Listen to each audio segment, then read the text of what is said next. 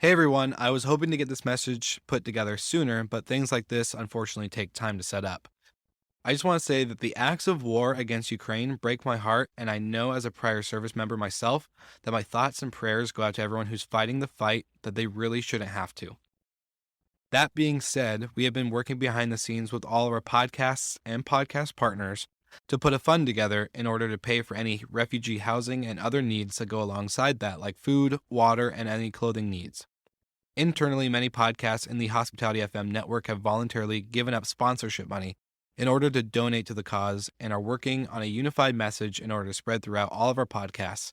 So, this is me calling out to all of our property manager friends, industry experts, and anyone knowing of those providing lodging for Ukrainian refugees seeking safety. You can contact me directly at will with one L, WIL, at slicktalkmedia.com. We have an internal document that is being updated in real time. So if anyone can share this message within your network, we greatly appreciate it.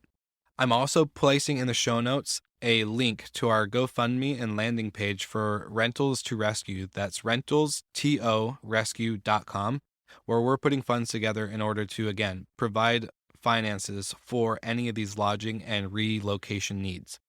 So thank you so much for tuning into this quick message. I hope you guys are all well and safe, as I know we have tons of listeners in Ukraine and other countries in Europe. So thank you so much for tuning in, and I hope you guys enjoy this episode.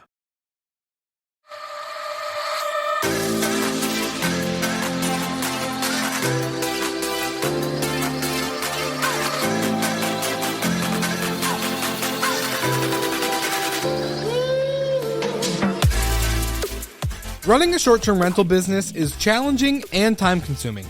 Whether it's 10 units or 1,000 units, trying to keep up with the latest trends, technology, hardware, revenue management, guest support, and R&D, it's become almost impossible and increasingly more expensive for the everyday host. On top of that, all of this tedious work does not allow you to focus on what matters most, and that is your guest. Luckily, this will no longer be a problem. Introducing Journey's MOS, the newest and most advanced tech solution in hospitality. Journey's MOS provides you with a one-stop solution that will automate your entire operation and take care of all of your back office work, allowing you to fully focus on growing your business the way you want to. To learn more about MOS, visit Journey online at journey.com. That's Journey, JURNY.com.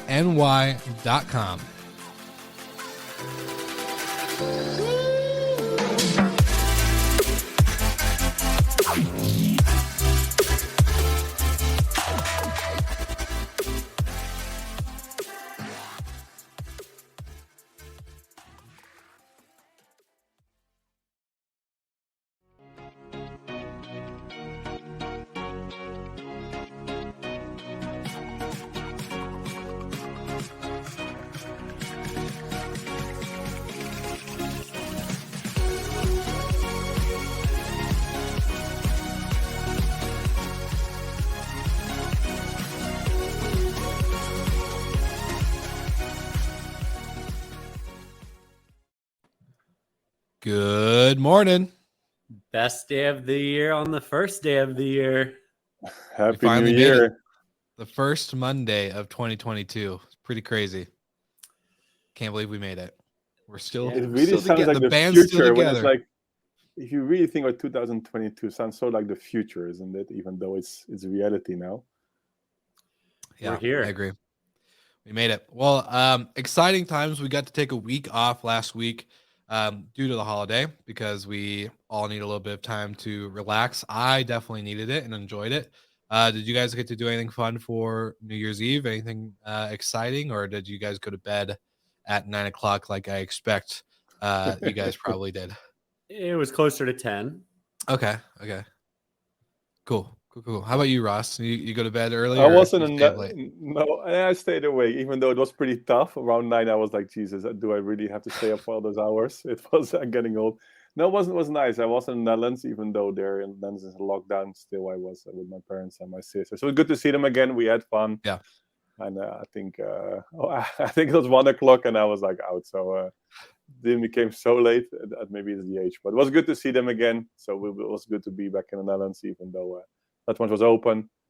And now back home. Awesome. Well, Golden, your new office color is looking great. Yeah, you're not blending into the wall as much. Yeah, it is gray. I love it. But well, you paint, you did it by yourself? That was you painted by yourself? Yeah, these two hands right here. They actually work. It's a small room. It wasn't very. But it was really for the podcast to have better see the contrast better. 100%. Yeah, there was a lot of. I'm pretty I know pale. There were a lot of people, viewers, were just complaining about it, right? We had a lot of. I think. Well, yeah, I mean, I'm pretty actually. pale, and having a white wall kind of washes me out. So I had to go dark and contrast. Yeah, we don't want our viewers to have my jumper. Yeah, we don't want the viewers to have to wear sunglasses while they watch us. So, keeping it real for them. Well, speaking of viewers, we got a couple live viewers today. So thank you guys for joining us. We are always excited to go live on Monday. And I just want to give a quick shout out to Journey for being our episode sponsor this week. So Journey, if you don't know who they are, they're operators, but they're also a great platform for operators to use to grow and scale their vacation rental business. So check them out at journey.com. Gotta give them a quick shout out here. We don't have a What's with the Noise this week, but we do have a startup of the week. So I'm going to let Michael Ross take it away, and then we'll come back and discuss this week's topic, which is 2022 going to be as positive and as impactful as we hope and think it will be? We'll find out. So here's the startup of the week, and here we go.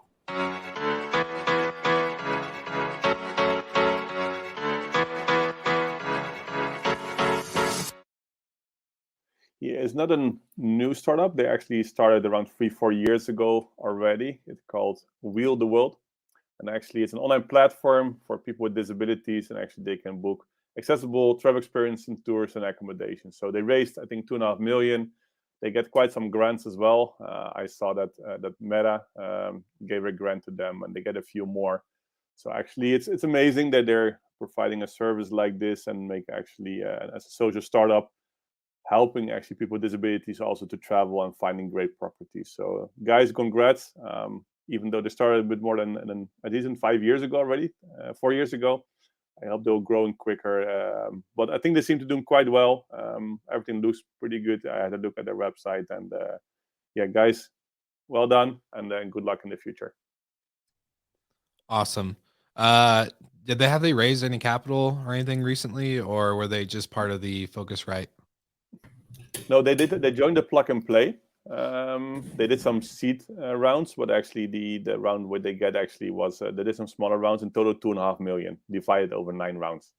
Gotcha. And they get some grants as well. So gotcha. Cool. Did you get to meet them in person in Miami or no? No. Okay. Dang it.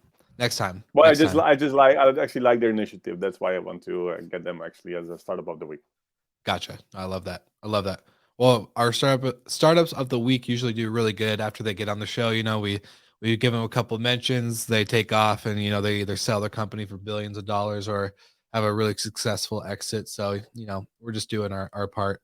And it looks like Golden is having technical difficulties, so we'll give him a minute to come back. But Ross, I kind of want to get your thoughts right out of the gate. I feel like there's obviously some challenges last year. With the obvious, which is COVID, but in business in general, personal life, I think a lot of us are feeling very optimistic about how this year is going to end and to be. We're hoping that the dumpster fire of 2021 goes away, and 2022 really just changes the pace and the tone for the industry. So I'd love to know your thoughts. If you feel the same way, do you think things might go backtracking a little bit? What are your thoughts here so far? I'm extremely positive. I think I never had so many things planned or I had in mind to go somewhere. So I think I'm really positive. And I think what is the biggest change is that before the government, for example, then said that you shouldn't travel. Now they're saying is that just look at the local restrictions.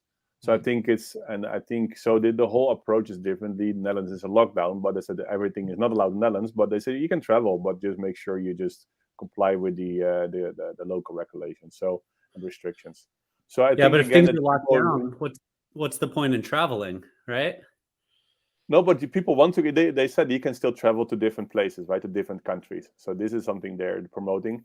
I was like for a few days in a holiday park in the Netherlands. It was quite nice to stay there, and everything was well. The shops were open and stuff. So, but yeah, of course, facilities were closed, but people still want to go somewhere. So, and I think if there's some other restrictions, I think it will not restrict traveling. So, and I think also people miss traveling the last year. So I think they'll travel longer, further, and that was what I scheduled. I go in a few weeks. I'll go for 2 weeks. I go to Dubai, and I'm gonna work from there, and probably do the podcast recording from there as well. So, and just work from there. A nice environment, a bit warmer than in here, and I think that's what people do more now and now more and more. So, I think people will travel. I said it before. People will still travel. Probably, maybe the frequency will be less, but I think the duration will be longer. Yeah. Yeah. What about you, Golden? Maybe contrarian to Ross, like, what's the point in traveling to the Netherlands if everything's locked down? What's the point in traveling to Ireland if the pubs close at 8, right? So I think so long as countries have any restrictions in place and don't say we're completely open for business, it's going to dampen travel. And in the US, you can see it by where people are traveling. There's not a whole lot of people clamoring to go to New York or clamoring to go to California. They're going to Florida, they're going to Colorado, they're going to Texas, they're going to places that are open without restrictions where when you travel, things won't change overnight. And, I have typically taken 1 or 2 or 3 trips to Europe per year, but I did 2 last year, and it was manageable. But it was late summer, everyone was kind of through the summer dip in cases, so things were pretty open. But, looking at the Netherlands and Ireland and in various countries, like, it's challenging to say, I'm going to go there. I'm supposed to go to Scotland in March. Probably not going to happen because I don't know where regulations are going to fall. And it takes too much time to plan trips and too much money to just like cancel on them if regulations change. But as we get further and further into 2022, I do think the world is going to move past COVID and really realize that it's here to stay. And there's not really much we can do about it. Get vaccinated. If you're sick, stay at home. If you're sick, stay away from the elderly. But at the end of the day, like, we gotta realize as a society, getting coronavirus down to 0 is never going to happen. Just never going to. So we have to learn how to live with it. I agree. As Michael said, I think it's important people take the responsibilities and do what they can do. It will help a lot already. And people want to travel, and those things will start. And well, I went to the Netherlands. I went to move from a country where now in Poland almost everything is possible. Maybe the hotels, they can only have a 30% occupancy, but that's pretty the only restriction there is. Everything is just open. I went to a country which is in lockdown. Even though I really enjoyed it, and of course you couldn't do all the things, right? You couldn't go to a restaurant. On the other hand, you do different things. You just go maybe more for walks to the forest. You just see different things in the place, and of course you have your limitation, but I still enjoyed it a lot. And I think it's also, of course, specific city trips that will be super tough, right? Because you go to city trips to visit, for example, and go to a museum, or just go to restaurants or go for parties. This will be tough. I think places, and I went to the countryside eventually to stay there with my family. We're in a nice nature area. Then it's fine. So I think it's also some specific destinations that will have difficulties. I think everything around countrysides and the vacation around everything near the beach areas will do fine. And I think a really strong 2022. Yeah. So to answer Christian's question, the biggest challenge this year depends on what segment you're in. If you're in a hotel in Amsterdam, it's regulations. If you're at a vacation rental in Florida, it's supply, right? Because demand is too high. So the biggest challenge really is geospecific, and we talked about it on the last show of the year last year. But I think it's a big competitive advantage depending on where you're located, whether you're a startup or whether you're a operator, or a hotel or a vacation rental. Like, where just by the luck of the draw and what governments are controlling, what's going on in your area makes a big difference between you and your competition. Um, places that are completely shut down is obviously not a good thing for business, but places that are completely wide open is an extremely good thing for business. So, But this is going to happen. I think there will be specific destinations they want to have. Indeed, they want to have a strong recovery, even like a huge boom or boost on travel, and they're just going to remove all restrictions, and that means they have a huge boost. If there's whatever, any countries like, we just removing all the restrictions, everything is possible, people go there. That's massive, right? So you can see the same like Dubai. Cases are low, Croatia everything is had a possible, it's really under huge year. control. And yeah, and this is what you will see. And if countries say, okay, we just there's no restrictions or limited restrictions, and it's a bit under control in here, and it's a high numbers of vaccinated people, means the number of cases, it's under control, people will travel there. So I think there will be specific destinations. They say, okay, there's really disadvantage now that other countries has the restrictions. Yeah, I think another one of the bigger challenges, a lot of especially city center hotels, rentals, things like that rely on conferences. And I'm supposed to go to CES this week, huge consumer electronic show out in Las Vegas. It's global. My guess is it'll be half as populated as it typically will be. So, you got shows like this where every room in Vegas is typically booked, but that's just not the case again this year. So yeah, I think, again, depending on where you are and what market you cater to, if you cater heavily towards business travel, I actually think business travel is going to start really rebounding this year, but it's not going to be in Q1 for sure. I think we'll start seeing it slowly get back to normal, probably 23, 24. But this year it'll bounce back a lot compared to last year. Do you think business travel in the sense of big groups of a company traveling together, or is it just more or less like people like in your position, Michael, where you're used to traveling and you travel probably the least amount in your career last year? You're going to start getting back into that normal routine, or what kind of business travel are we describing here? Yeah, I think it's the road warriors slowly getting back to being on the road more. But I also think the whole work remote opens up a brand new segment of travel, which is bringing people together, bringing teams together. So you could have a global team where historically you were only in one city, but every quarter now you're bringing in 10, 15 people that aren't used to traveling to some specific destination. So the type of corporate traveler is likely to change a little bit. But it opens up people who haven't traveled quite as much. I do think the road warriors this year are going to be back at it. And it's, again, a competitive advantage. If I can get face-to-face with somebody and my competitor can't, I'm likely gonna win the business. That's just the way it is. Especially when it's you, Michael, when they see you. Especially when it's me. What we saw last year in Focusrite was half of the people from the years before, right? So I think the year before was canceled. The year before was like, I think 1,400 people. I think the last Focusrite was around 700. But it was really good and effective, and I think that's going to happen more. Is okay, if you could travel to a conference, must be a real reason to go there, and not just as a break, to go somewhere. So I think the conference will be more effective and productive. I think that's good.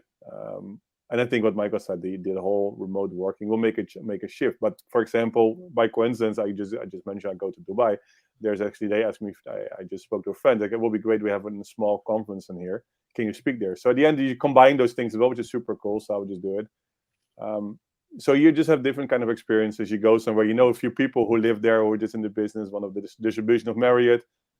I said, let's go for a coffee. So normally you won't meet them, you just go, just like, let's combine it. So I think that's also nice. If you travel to different places, often you know somebody, you just do catch up, and you're still discussing the business in a personal way.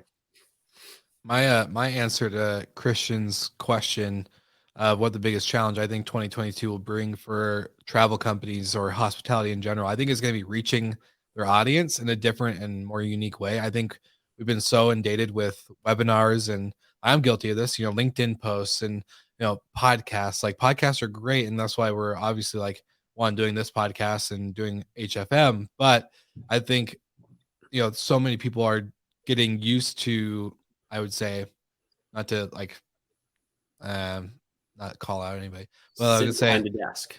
like everyone's used to kind of lower quality content when it comes to the stuff because everyone's just trying. Everyone's like, "Oh, I'll do this. We can do that. We can create a webinar," and not really bringing any value. And so that attendance level, I think we're going to see shift downward when it comes to your audience, reaching your audience in a more powerful way.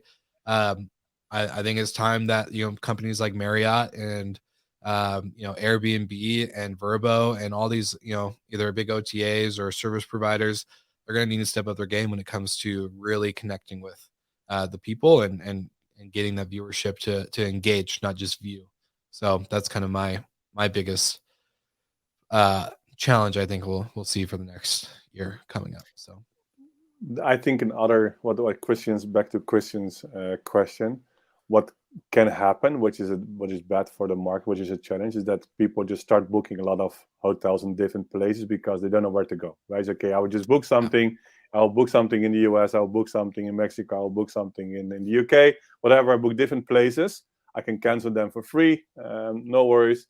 And then eventually, just 1 or 2 days before, you're canceling 5 of the 6 reservations. And then I think that will be a big challenge actually, and that could be that can be good. So I think this is going to happen. The same way you can see the flexibility with airlines, you can keep changing your flight tickets, full flexibility there. So I think this could be pretty tough for the hotels and the accommodations.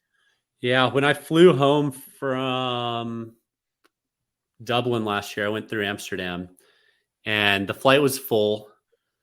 And when we got to the gate, didn't look like the flight was full, and I asked the gate agent, like, are we expecting a full flight? Well, 49 people haven't showed up yet, so it'll probably be a pretty empty flight. So people, to Ross's point, you can change last minute with no penalty as a result of COVID rules, right? Trying to be traveler friendly. But at some point, as an industry, we've got to shift back, and you can't run a profitable business taking 20% last minute cancellations and taking that loss. It's just not viable. So hopefully this year we can all get back to booking trips, sticking to them, and if not, there's a financial penalty. Well, is that going to maybe influence the yielding and revenue management for hotels? Like normally, for example, airlines, they always do overbookings, and maybe they said we did 10% overbookings. Doesn't matter. We just go much higher overbookings because we just know there will be more cancellations. And then the danger is that probably there will be more overbookings if people indeed show up. And the same with the property. It's probably going to happen, right? Because, you see vacation rental, you see majority, quite a lot of them, they're actually non-refundable, I see. But if you look at the hotel, it's pretty flexible. And that's probably going to just do overbookings now. If they can because they might see those cancellations coming. For like vacation rentals, like I know for us at Recreation, we have a lot of other companies do too. You pay up front. The moment you book, you pay. Our hotel is going to go into that model as well more because when I was a manager, we would have that, pay now and save 10% type deal, which is great. But at the end of the day, you still have those restrictions that go with that policy and whatnot. So do you think hotels are going to shift towards that, or are they going to, or are vacation rentals going to shift away from the pay now type model and say pay, 24 hours now? They both make sense for their market. If you have one vacation rental and you lose that booking, you lose 100% of your revenue. Yeah. If you can get one more booking because of flexibility in hotels, then that's incremental revenue. So I mean, they're doing it for a reason. But if travel recovers in any reasonable way this year, on top of what it did last year, I mean, let's not ignore the fact that 2021 was not a terrible year for most people in travel, outpacing expectations at least. Yeah. And so if we continue to go on that train, that path, I think we're in a spot that we can get back to pseudo life as normal.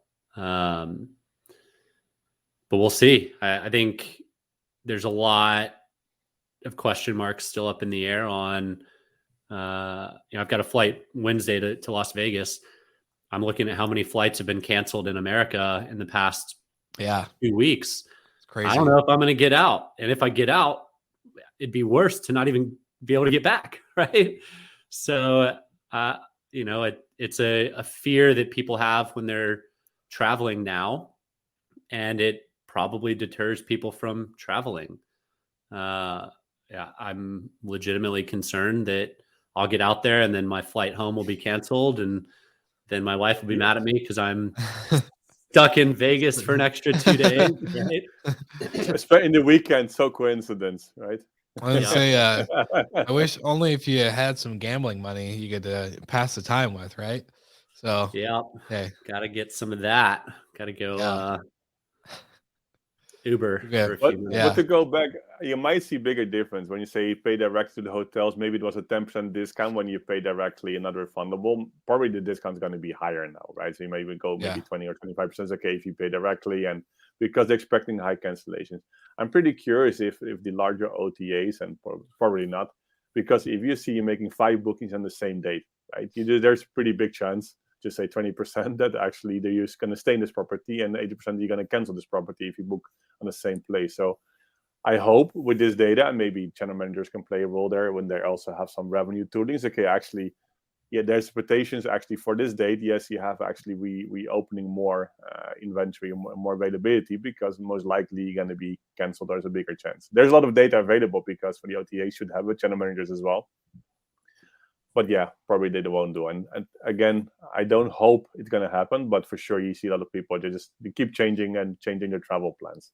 Yeah. I think that will be the biggest challenge actually of 2022. Not the demand, people will travel, but more that the flexibility could hurt actually the accommodations or the airlines.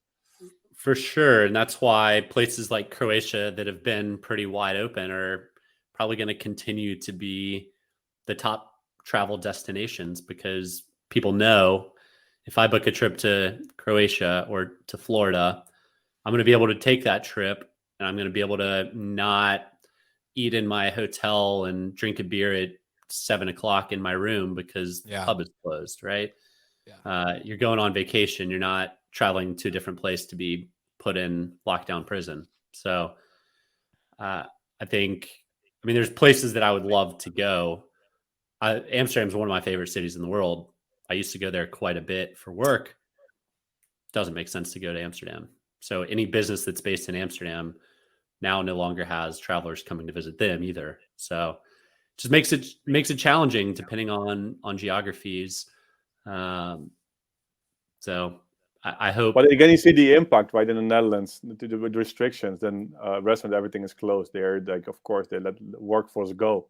And then when it can go open in 2 months again, or a month or whatever, we'll see, you have no staff. So this will be the other challenge in the hospitality, that people now, because of the lockdowns, people just go to different jobs, right? And to get them back again. And that's also why restaurants and they're complaining. First of all, they're missing the revenue now, but they're just missing people as well when they start opening again. So yeah, it's a good point. Really good point. Yeah. Dang. Yeah, and I don't think that's going to change either. Like, I think the washout of hospitality staff is going to continue. Why would there be an end in sight, right? Yeah. Mm-hmm. Travel is still unpredictable. Shutdowns, when you're stuck at home and you're not a salaried employee, you're going to go get another job. And then we have a learning curve, and then hospitality suffers, and then people don't want to travel because service sucks. And then, it's a vicious cycle. So you do what you can to keep your staff, train the staff that you get, give top-notch service, and people will talk about it, especially nowadays. Yeah. I was going to say, I think we've gotten used to poor service. In my opinion, the amount of hotels and either whatever restaurant or property I've stayed at, they're comfortable being not as polite and hospitable. Mhm. So it's going to be interesting to see if that will increase or decrease or stay the same. Yeah. I mean, I've noticed that a lot in restaurants and hotels. It's certainly moving towards the people light model Yeah. where you don't Yeah. see many people in a hotel anymore. But you do in restaurants, and it's definitely you notice it. Service is slower. It's not as pleasant or as skilled Personal. or as trained or whatever. So Yeah. All right. Instead of the Whose brand is hotel brand is it anyway, we're gonna shift it out for the first day of the year. We'll get back to that next week, but thought it would be fun. There was a Skift article last week making some wild yet potentially realistic predictions. We're just going to go with wild predictions. They are probably not not realistic. realistic. But as an example, one of the Skift articles was Marriott buys Vrbo and further garners themselves in the short-term rental space. So, it's not impossible. It's not probable, but it's fun to play these games. So, Will, let's kick off with you. Yeah, my wild headline has to do with Marriott, because you guys know I love Marriott. Marriott develops and builds the first CryptoPunk hotel. So if you don't know what CryptoPunk is, it's like an NFT thing that's been going off crazy, and I've been researching it. They talked about going into cryptocurrency. So when I read that Skift article, I immediately thought of Marriott, and then I was like, this is a stupid but probably improbable prediction headline that they would go into a CryptoPunk hotel. But hey, why not put it out there, and maybe I'll win some money in the future if they do it. So that's mine. Yeah. Ross? I think there will be an airline who converts all their airplanes into hotels because it doesn't fly anymore. In a hotel graveyard out in the middle of nowhere in Nevada? They just land all their planes in the middle of nowhere, and they're starting a new, and they just have a fleet of, just say, 50 planes. All right. And convert them all into rooms. All right. That'd be interesting. Well, I'm going to take a totally different angle. Pfizer is sitting on record profits, decides to buy Delta and American and force jabs for all travelers, driving up profits even further. Yay. That's a that's the worst article headline. Yeah. All right. Well, 2022 headlines. Here we come. You heard it here first. We're gonna have hopefully none of us is right. Yeah. I really, really hope not. Okay. Well, anything else for the audience this week, or we just gonna wrap this bad boy up and call it a happy new year for everybody who's listened? No, I think Will have his Amazon Prime or Netflix series at the end of the year. Oh, actually, I can't say it. Michael knows. Well, Golden knows. I won't be on Amazon Prime or Netflix, but I'll be on something else. So, well, if you guys are, you need us to be there as co-stars or supporting actors. Yeah. If you guys can just fly out to Vegas, and not this week, but it's sometime next month. We can get that filming. You guys are Apple TV subscribers. Yeah. No big if deal. Not subscribe now. Yeah. Anyway, so that's a future announcement for a later date. But awesome. Well, happy New Year, guys. Great to record with you again. And to all our viewers who've been tuning in live throughout this whole episode, you rock. We're excited to finally see the live listenership go up rather than the listenership post live. But anyways, we'll have a new revamp of the show here soon, coming up, some new music. We're going to restyle things. So I'm excited for the 2022 year for us as a podcast, and for, of course, our amazing co-hosts to be rocking this year as well. So you guys are awesome, and we'll tune in again next week.